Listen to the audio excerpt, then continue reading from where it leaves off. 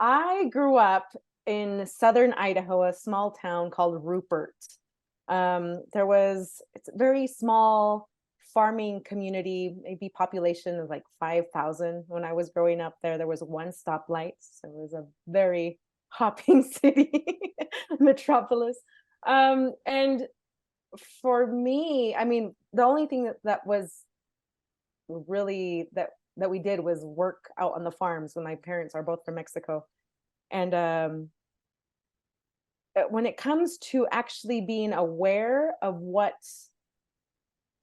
I guess any sort of culture, when it comes to anything that we like, architecture or opera or art, I didn't really become familiar with that until later in life. Because when I was younger, growing up in Idaho, I grew up hoeing beets and with my mom in the fields, and in those fields is where she taught me how to sing, but it was música de mariachi. It was mariachi music that I grew up singing. And so that for me was a little bubble, little Rupert, Idaho, just very family oriented. We did work and then we went to school.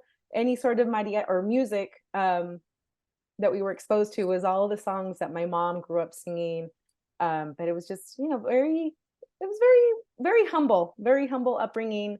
Nothing fancy. But I guess I'm giving you the long version, the long answer to the question. I wasn't The first time I was ever exposed to opera was actually when I was pursuing my music studies, my formal music studies at the University of Nevada in Las Vegas. I was studying to be a music teacher, and the university was putting on the school production of La Boheme. And again, I had never been to an opera, but everyone, you could hear in the hallways, my classmates going to and from classes going, oh my gosh, La Boheme, da, da, da, da, we have to go. And me being, okay, fine, I'll go to the opera. And just not knowing what to expect really, but I went because I wanted to go support the upperclassmen who were friends of mine who were singing the lead roles of Mimi and Rodolfo.